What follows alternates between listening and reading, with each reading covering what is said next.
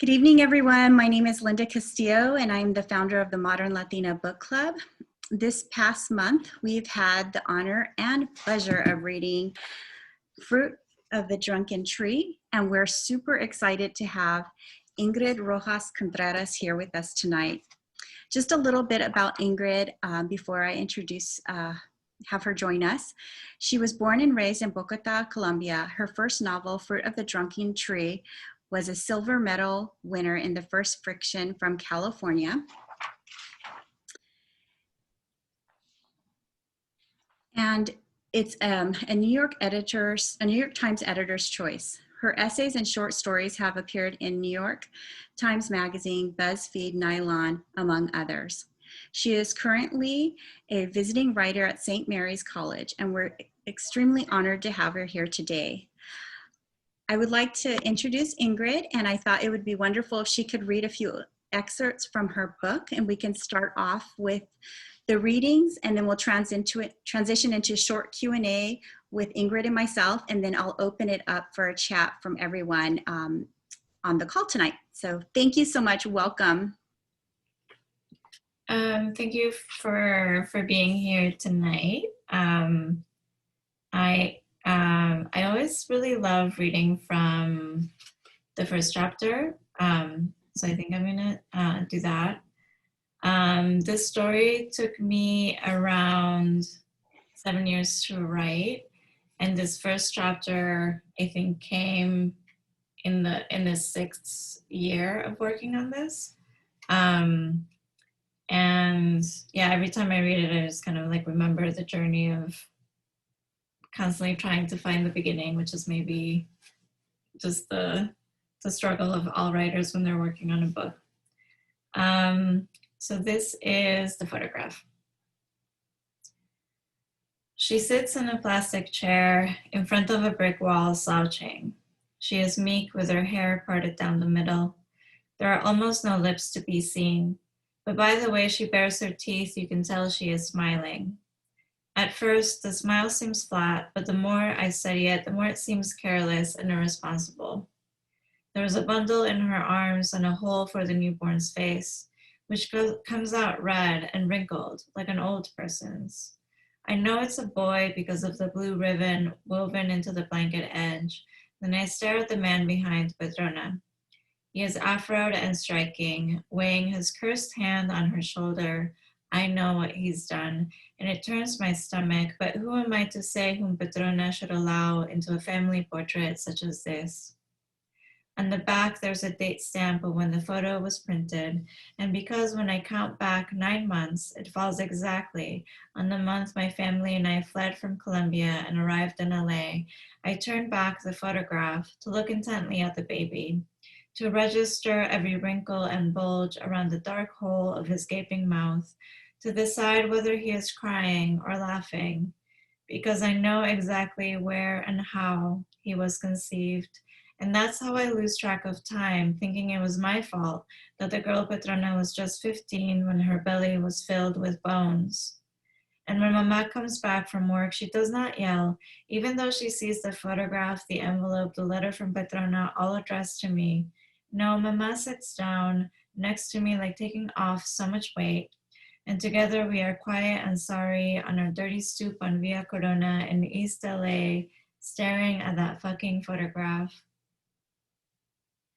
We were refugees when we arrived to the US. You must be happy now that you're safe, people said. They told us to strive for assimilation. The quicker we transformed into one of the many, the better. But how could we choose? The US was the land that saved us. Colombia was the land that saw us emerge.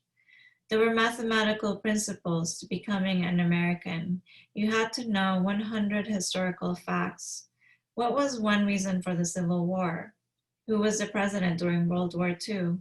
And you had to spend 5 uninterrupted years on North American soil. We memorized the facts, we stayed in place, but when I elevated my feet at night and my head found its pillow, I wondered, of what country was I during those hours when my feet were in the air? When we applied for citizenship, I rounded the hard edges of my accent, and that was one tangible way in which I had changed. We heard nothing for a year. We grew thin. We understood how little we were worth, how small our claim in the world. We had no money after our application fee and nowhere to go. Then we received the summons for our interview, the final background check, the examination, the approval. At the ceremony, they screened a video filled with eagles and artillery, and all of us recited a pledge. We sang our new anthem, and once it was done, it was said we were American. The newest batch of Americans celebrated, but in the open courtyard, I let my head hang back. I watched the sway of plum trees, knowing here was where I was supposed to think about the future and how bright it might be. But instead, all I could think of was Petrona, how I was 15, like she had been the last time I saw her. I think I'll stop there. Thank you so much. I think that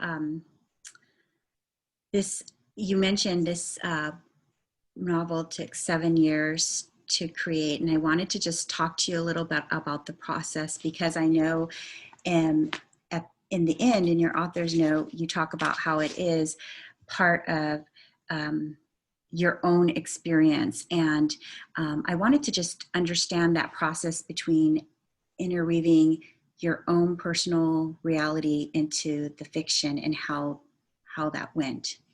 Yeah. It was the novel, I guess like the real story was something that I always wanted to write. And initially I tried to write it as nonfiction. So I tried to write an essay about it and just got stuck very quickly. And it was immediately clear to me that the emotional places that I would have to go in order to tell the story as a nonfiction piece, I was just not able to go into. And so that was the place of stuckness. And then I think a year later, I tried it out as fiction. And it's so interesting about fiction where a lot of the times, I think for a lot of writers, it's a genre where because you have the liberty to, not be truthful, then you can be the most truthful, like, if you were telling a real story, it's just there's such pressure on getting it right, everyone's feelings, owning up to your responsibility, calling out other people and what they did to you. And it's so difficult to do that in public, like in a book in that way. So for this book, just something happened where I took my same draft that I had started as an essay and just changed the names, just gave the people in the essay just different names. And suddenly it was just possible to tell the story. A lot of writers talk about a story choosing them or a story not letting them go. And I think for me, this was one of those stories where I absolutely had to write it. I felt like I needed to tell this story. And yeah, once I started to tell it as fiction, every character in the book has like a real counterpart in my life. And I had to kind of involve everyone in my life because it was kind of inspired by truth. To let them know what that process would be. And I think for me, I needed their approval. I needed to for them to kind of like come along with me and be okay with what I was doing. And yeah, it was actually like a very fun process in the end. My whole family just became very invested in the lives of their fictional counterparts. And so every time I think every week of work that I did on the novel, I would call someone in the family and just update them on what their fictional counterpart was doing. And yeah, everyone got it. It got to the point where my family was calling me with ideas and being like, "What if this happened?" But I never used it because the ideas were always like, my dad was really into this idea that his character should win the lottery.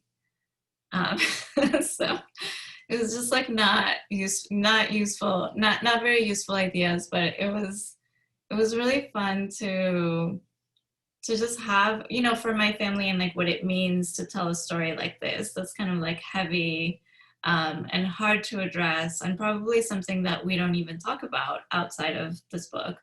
um, it was so powerful to then also have like a little bit of humor in there, and just kind of like an ability for everyone to have an interaction with the past, but through this fictional lens. So that took 7 years, yeah. Wow. Um, Tell me, I know you're a professor, and I want to understand how storytelling is healing and how it's so important that we share these stories to help healing ourselves and also to help healing of others who are reading these stories. That's such a lovely question. I love that. I think that this is true for every family. There's always some stories in which there's silence guarding that story, and I think that the silence creates some kind of violent relationship to the past and some inaccessible work in figuring out what the past means to the present. We make that inaccessible by keeping and guarding that silence. This is very true for immigrant communities too, and this is there's an experience of the moment that you become an immigrant, you migrate, and you are in a new land. There's a possibility for reinvention, and I think many people, many immigrants, as they're trying to just survive, and there's it becomes very common to just kind of like leave the past behind, and this is my new page, and now I am going to go forth in this new life, which is, you know, I think that's completely necessary. And at the same time, when we don't speak about the things that happen to us, I do think that it creates some kind of like revolving force within us that don't allow us to like move on from what happened. And I know have been thinking a lot about Colombia recently, just kind of like just reading the news and just seeing what's going on there. And I think that we're at that point where we've been in some kind of civil unrest situation since forever, like since my parents don't remember a time when there was peace in the country, and I probably my grandparents don't either remember a time when there was like peace in the country. So it's just kind of like a very but officially, like the government says that we have like this habit of just naming the civil conflicts and just renaming them. So the current civil conflict has like a 50-year timeline to it, but actually there have been like civil unrest before that. And so there's different like wars, but we've never kind of like completely known what it is to be a country at peace. And what that means is that we haven't had a chance, like there's always a chance when you reach this moment of peace that you get the chance to figure out what happened to you. And that you get to kind of like come with the community. And that's a huge part of healing, is coming with the community and having victims say like, this happened to me. So on a national level in the country, there's been so many just beautiful projects. Like there's like the Center of Memory, El Centro de Memoria in Colombia, and they're just solely focused on it's like it's a project, an oral history project, and they do art shows and all kinds of stuff, but they're just gathering stories from victims. And I see that as the first step. Like we can't like heal anything unless we tell the first story of like what the victims suffered. And I think for me, writing this book was so important because there's so many stories about Pablo Escobar, for example, or about the 90s in Colombia that since that sensationalize that time and that kind of like solely see that time through what Pablo Escobar was able to do, or like what kind of power he had, and it just kind of like glamorizes everything and glamorizes violence. And I really wanted to write this book where all of the violence and all of the historical stuff was in the background, and then in the foreground of the story we would have these two stories from two victims of that time. And that leads me actually to my next question. I wanted to understand why it was important for you to share the two different perspectives from Chula and Patrona. Like, why did you choose to do that? I think that was I grew up like middle class in Bogota, and then both my parents' family come from more impoverished backgrounds. And so I grew up seeing both worlds. And it was always just very, very clear to me as a young person that our experience of violence being middle class was not the same as the other classes. And I think that in Colombia, it has like the difference between the classes is so wide that that often like these stories are kind of like isolated. Like if you don't know anybody who is in a lower class, then you just tend to not have access to what that experience is. And I think I was talking to a few friends who are actually like high class in Bogota, and I was asking them about how dangerous it felt, and they just kind of like looked at me like I was out of touch, and they were like, no, it's not dangerous in the city at all. But I think like a few days before, I had been talking to another family who have been displaced, and they are living in territory that they took up from the government. And their sense of danger and their register of what was dangerous and what was violent and what was happening in their lives was very different.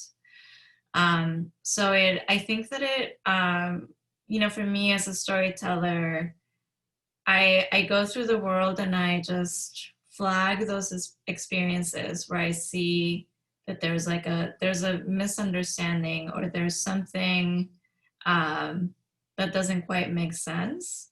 And I think I flagged that experience, and I wanted to have two voices that would be inhabiting these two very different bubbles of one of safety and one of kind of like, not having any safety guards.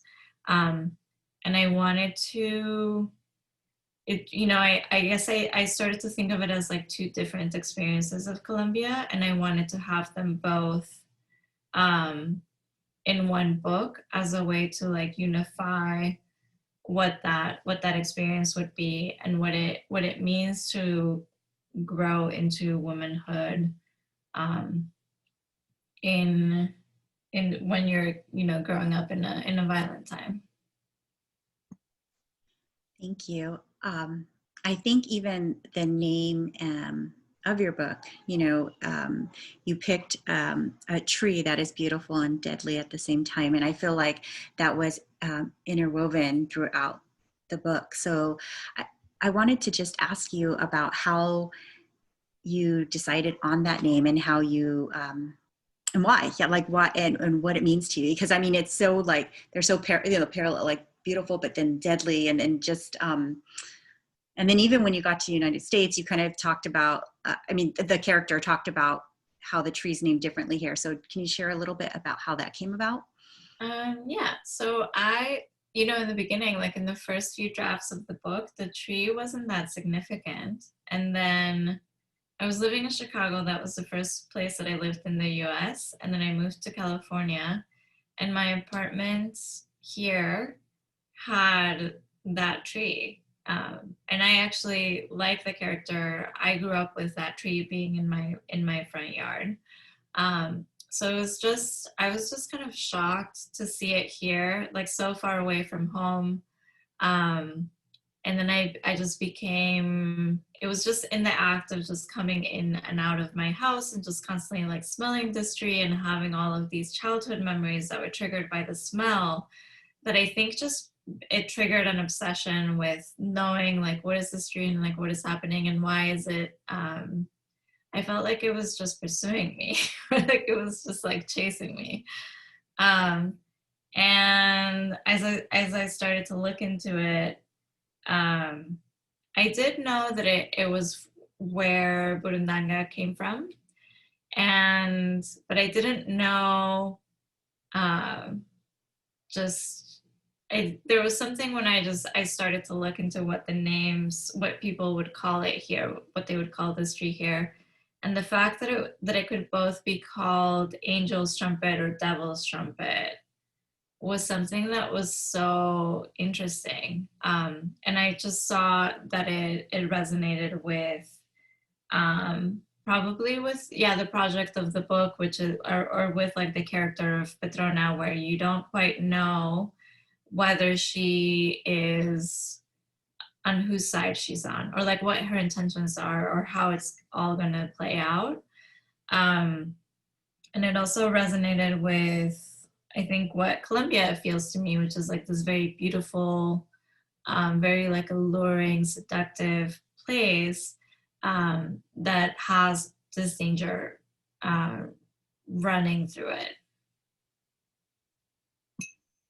Yeah, I think it was so fitting, and I liked how you interwove it into the story. And I had no idea I had no idea about the elements of the tree, so that was very fascinating to me as well.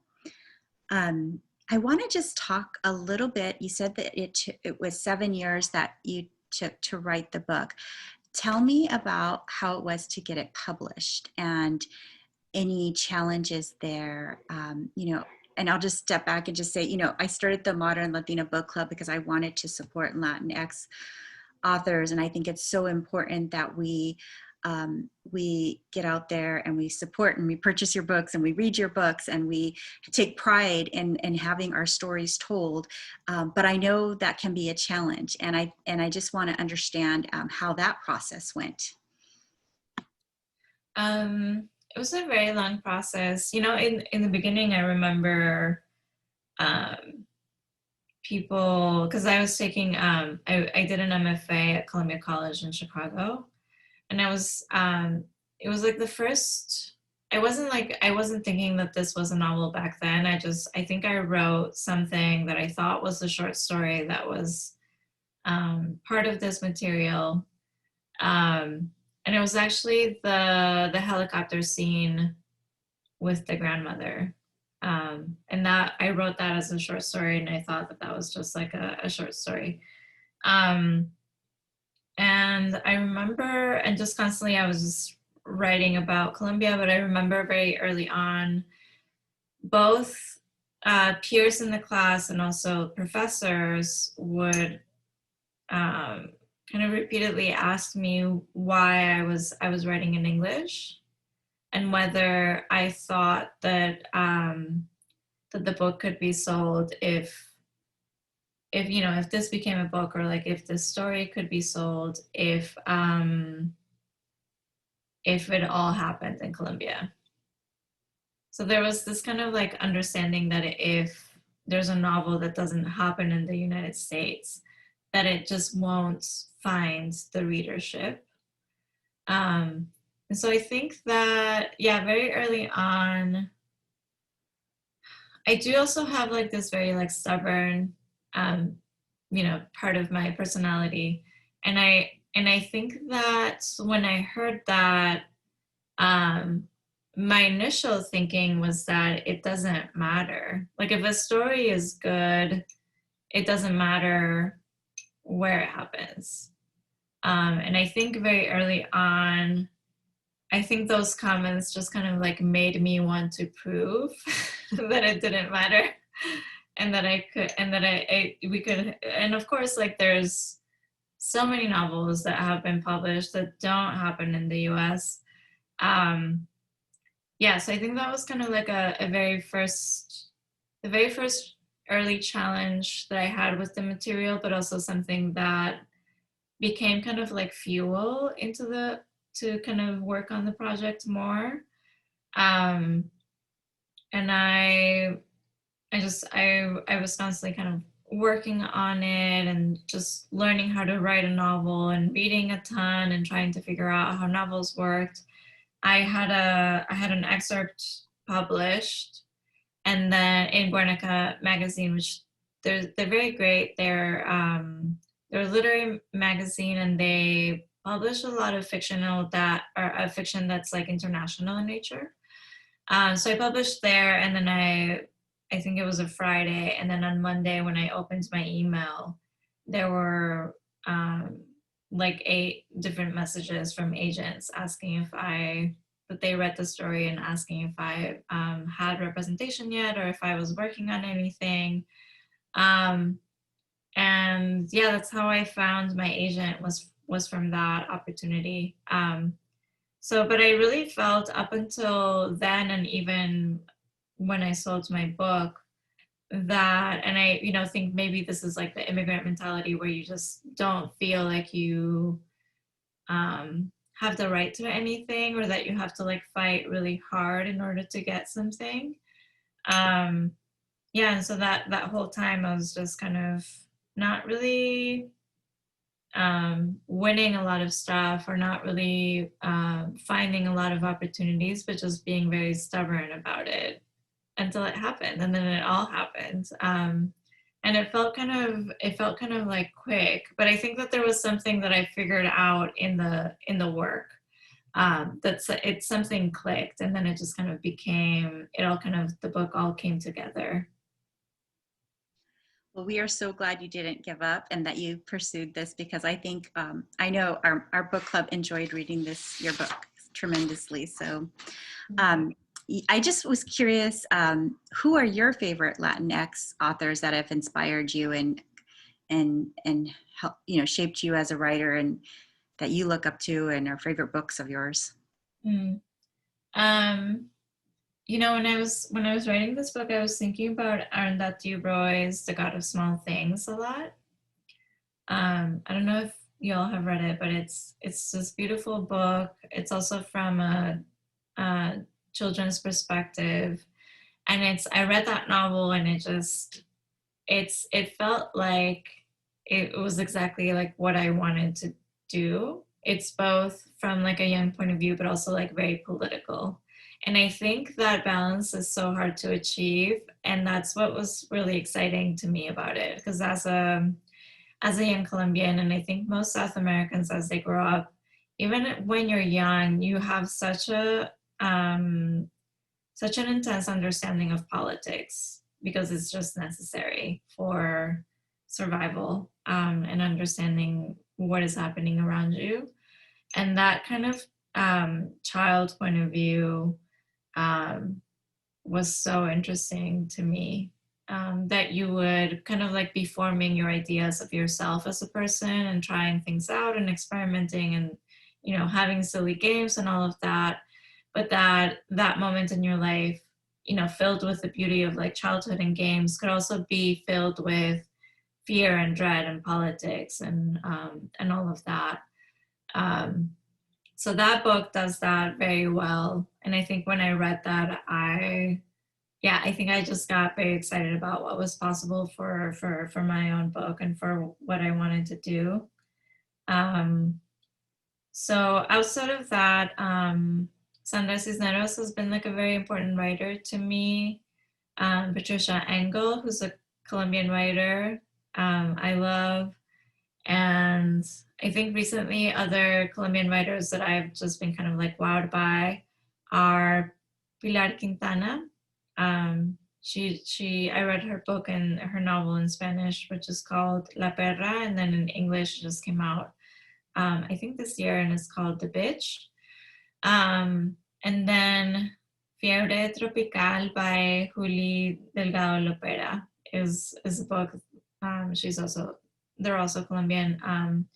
And yeah, I just love their work so much too.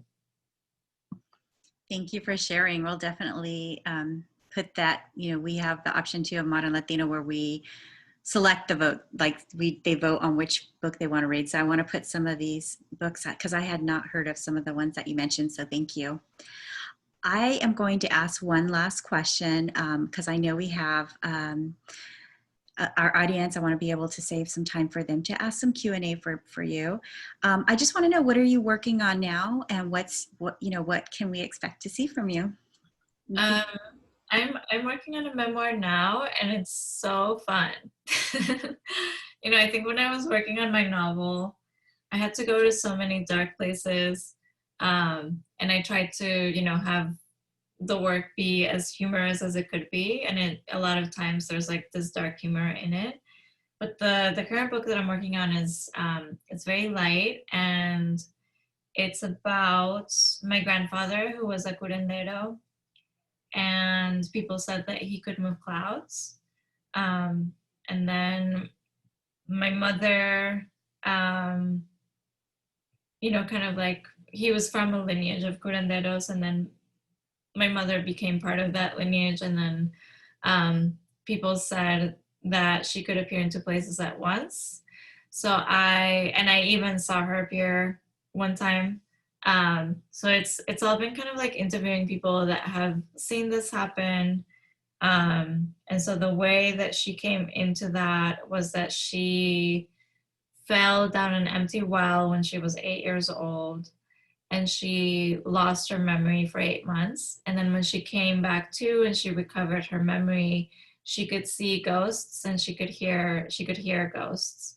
And so then after that, she kind of became a healer, and she became a seer. And she had like a psychic business in the attic of our house when I was growing up. And so then in my 20s, I had an accident in Chicago when I was living in Chicago. I was biking without a helmet, and somebody opened their car door into the bike lane, and I just crashed into it. So I lost my memory for like shorter time, for like 8 weeks for me. And because that's how my mom came into her abilities, I think my family was expecting me to come out of it and then come back with abilities. And then when that didn't happen, which it didn't happen, everyone in the family was a little disappointed. And they were like, you went, like the thing happened, and then like somehow you messed up. Like, what did you do wrong? So it's like telling the stories of 3 generations, and my grandfather and my mother and me. And then our experiences of amnesia, they're so interesting. Like, they have so many interesting things that they share together. And so the memoir is about things that you inherit and things that you don't inherit, and things that are passed down, and repeating stories. So I have a draft of that, and then it's gonna come out with my same publisher, Doubleday, in 2022. We will make sure we put that on our reading list. That sounds so interesting. And I love how, again, your own personal experiences, you're injecting that into your novels and your memoirs that you're working on. Well, I'm going to go ahead and thank you for, having this conversation. I want to go ahead and open it up to questions. It's a pretty intimate group that we have here. So if anyone has a question, you can just unmute yourself and ask Ingrid, or if you're camera shy or you don't want to do that, you can put it in the chat. So I'll go ahead and open it up and see. They might have some specific questions to the book.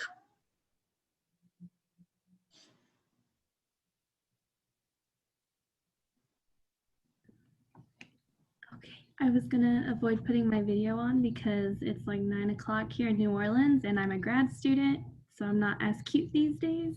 But I love your glasses. Thank you. Oh, thank you. I'm fangirling so hard right now. Oh my gosh. Um, it's not really a question. I just want to say that this novel, I read it over the summer because I was accepted into a Master's of Latin American Studies program. And so I was like, oh, I got to learn everything Latin American now. And so this novel came across my dashboard and I read it, and it actually inspired my thesis. Oh my And God. I am doing my thesis on resilience in Colombia. So I noticed that there's a lot of research on internally displaced people and people who have gone and done different things in Colombia, but there's not a lot of research on how people who have stayed behind, whether by force or by choice, how they are coping with their environment. And so it's been fascinating so far. I'm still very much in the early phases, but none of this would have happened had I not read your novel. So I am I, so honored, and that is so beautiful. That is such a beautiful research to be going into. Um, did you see? There's one book that I really just loved and relied on for writing like the displaced point of view. That is Throwing Stones at the Moon. Have you seen this one? It's like an oral history project, and it's Dave Eggers. He has an oral history project here in San Francisco that's called Voice of Witness, which I recommend just overall. And each book is, there's international crises, and they just get oral histories of people that are going through that. And so they did Throwing Stones at the Moon is displaced people in Colombia, and it's just a series of oral histories, and then people have either been displaced by paramilitary or guerrillas, and it just there's some people that have migrated, there's people that are still in Colombia, and like the last line of the book came from that, because it was and I don't want to spoil it in case like other people haven't like read it or gotten to the end, but that is something that everyone said, just about their experience and like how you survive. Yeah, but that makes me so happy, and I'm so honored, and thank you for sharing that. That's so beautiful. And staying up late to join all the way from New Orleans. That's so cool. I'm just curious, are you a current Modern Latina book club? Like, I'm just curious how you heard about the event. yeah, well, I am now. So actually, I'm part of the Kappa Delta Chi sorority. It's a multicultural Latina founded sorority, and I kind of kept ties with some of the other sisters. And we actually read this in our own book club, and one of the sisters is a member of the Modern Latina book club, and she's like, "Hey, y'all, there's an event," and I was like, Oh, I'm so glad you joined, and I love it. It was destiny, like to be here and and to talk to Ingrid. I love that. Thank you for being here.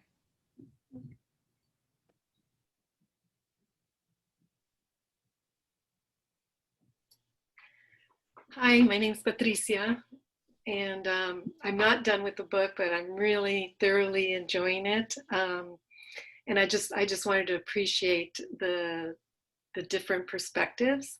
I loved learning through Patrona, and the low socioeconomic class.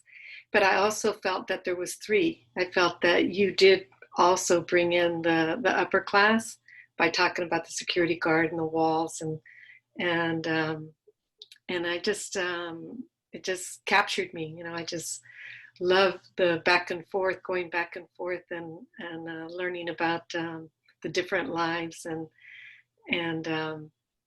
how different they actually were, and the poverty. I mean, that was just something else, and the political view, like you said, especially from a child's eyes, right?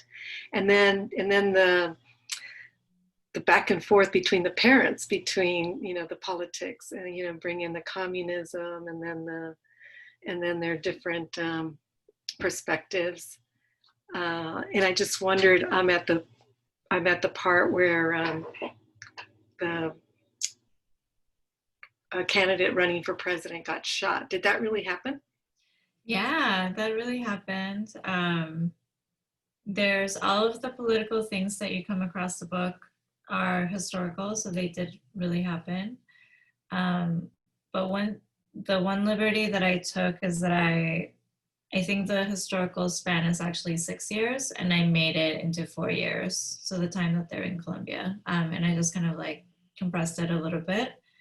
I did just a ridiculous amount of research. I think I took a whole year to do research, and at the time, Google was doing this thing where they were scanning all of the newspapers of the world and just putting them online. And you didn't have to, you know, you didn't like need university access or anything. It was just like all online, and you could access everything. So I took a whole year and I read every single of our main newspaper from 1989 to 1995. And I just had this very complicated chart about what was happening politically in the country, and what were the main kind of sources of unrest in the country. But it was also a creative exercise. I was reading history as if I was reading a novel. So I was looking for main characters, and I was looking for parallels and kind of mirror either themes or characters. And one of the things that I came across in that time, like 80s and 90s Colombia, was that there was this political leader, and there was also like Pablo Escobar, and then it just kind of felt like it was the same story and people reacted to the leaders in the same way. And that, you know, again, to the theme of like having two different Colombias and having these very isolated experiences of politics, and what it means, and what people want, and who feels they're like at the other side of justice. I was very interested in how those two men really kind of embodied that. So at the funeral of Galan, Jorge Leza Galan, people chanted like "Se vive, se siente, Galan está presente," which is like, you live it, you feel it, Galan is present. Mm-hmm. And then at the funeral of Pablo Escobar, people chanted the same thing, "Se vive, se siente, Escobar está presente." And so that kind of like mirror image just was, it's very striking to see something like that, where you really see like opposing political point of views, and then you see the shared humanity in that. And I think for me, when I am trying to read history and trying to incorporate history in novels, I am not necessarily super involved in what the history means, but I am very involved in what it means existentially, you know, or like what it means to people, what those experiences kind of, what they activate for people, what they make possible for people, what groups of people want. I think that's the territory of the novel, and that's what's possible for the novel to do that like history books can't do. And so, and all of that is just embodied as well in, you know, like what Chula wants and what she dreams about versus like what Petrona knows to dream about and what is inaccessible for her to dream about. So I think with the novel, I was trying to chart all of those things. You did a really good job of it. Yeah. Yeah. It's great to see. And, you know, I mean, if we think about what's going on here politically, you know. Very similar, yeah. Right, very similar. Mm-hmm. Yeah. Yeah.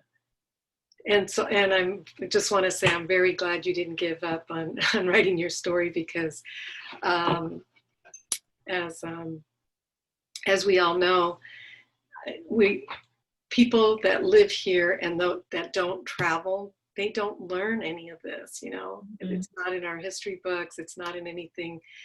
I mean, yes, maybe it was in Google's and the papers, but how many people really read it? And so if our stories are in books, we do get an audience, and Yeah. it's a way for them to learn about us, because we don't learn enough about each other, because a lot of people don't travel. And like I said, we're just not in the history books, not brought up. Yeah, I think this is why literature is great. There's even the way, because I was looking at when I was doing research for the novel, I was also reading the New York Times and the Washington Post, and just seeing how Colombia in the 80s and 90s was being covered on this side of the continent. And what I found was that a lot of the stories would end up being flattened. So for example, what I knew was that there are situations where people are kind of like forced into becoming guerrilla members. And I knew that minors are also kind of recruited, and that it's kind of a complicated thing, because our police are, shooting, or our army is like shooting innocent people and then passing them off as guerrilla members, right? So there is actually like a very unjust situation happening. And so that kind of causes people to join an armed group. Like, it makes sense. But then on this side, the news as it was covered was just like, 10 guerrilla members did this. And so it was just like you would get like the end result of what happened, and the nuance of like how things happened, or the nuance of like why, the story behind the story was just not there. And I think often when we read novels that are writing into that complicated reality, then it's like the most, and and if the writer is like trying to do the best that they can do into that, and just like really doing the research, then it just becomes this wonderful thing. Whereas you're saying, like, you can really understand and learn the most complicated corners of what happens in the world. Yes, I teach Chicana studies, and I try to bring as many women authors as I can from different countries. So this is going to be wonderful to be able to incorporate your writing as well. So thank you.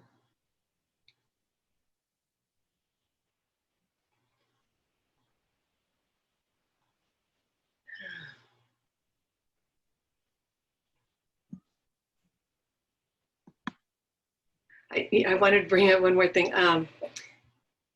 You reminded me about, I was working in Honduras at one time, and I'm an educator, and I was I was working with 4 different schools in Honduras, and in front of us was a pickup truck, and in the bed of the truck was 4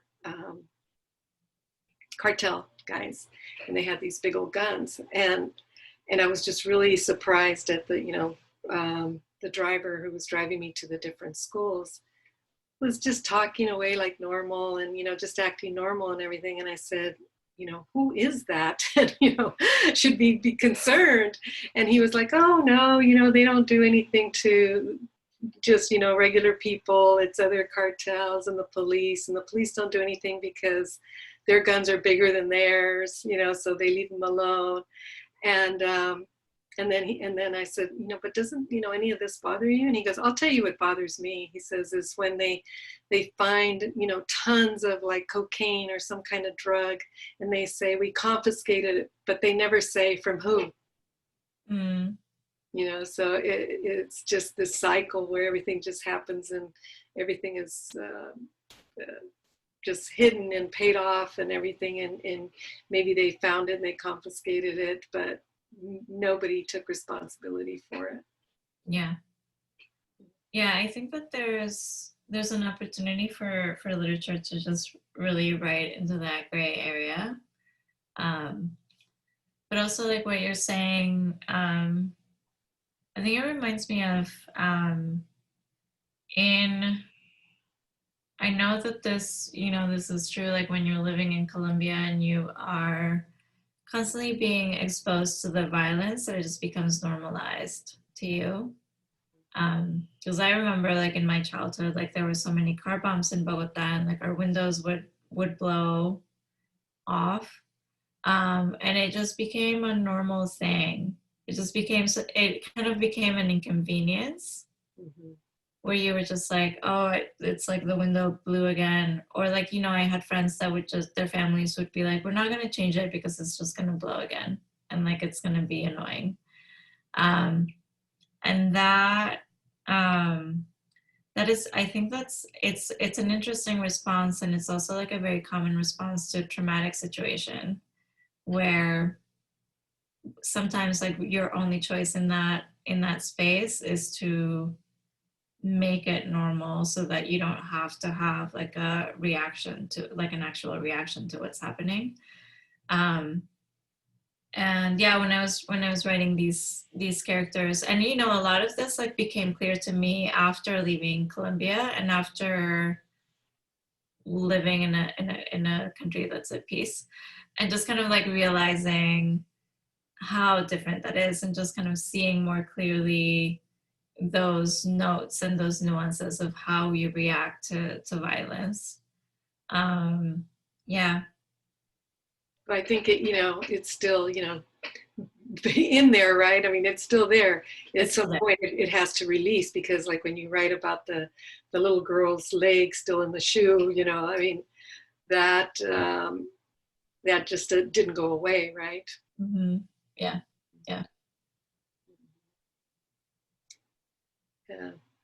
And from what I understand, my daughter, because she was really into watching Pablo Escobar and the series, and from what I understand is a lot of people are actually visiting, right? It's very popular tourist place now. Yeah. Because of the series. Yeah. It became a whole tourist attraction. I think, I think that there is something interesting about him. I think that he was a criminal mastermind.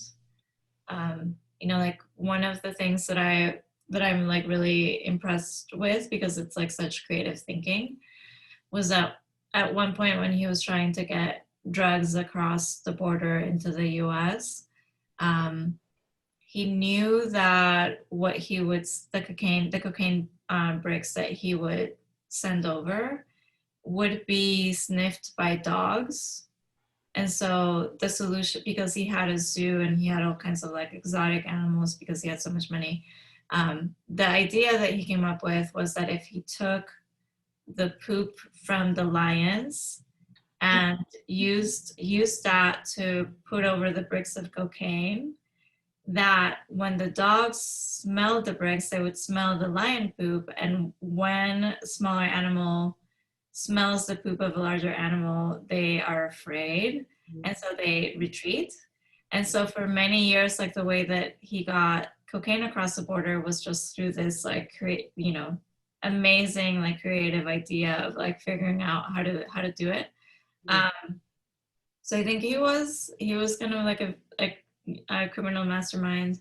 And then there he was very violent toward women. He murdered a lot of women, like tons of sex workers died. He was kind of like very brutal. He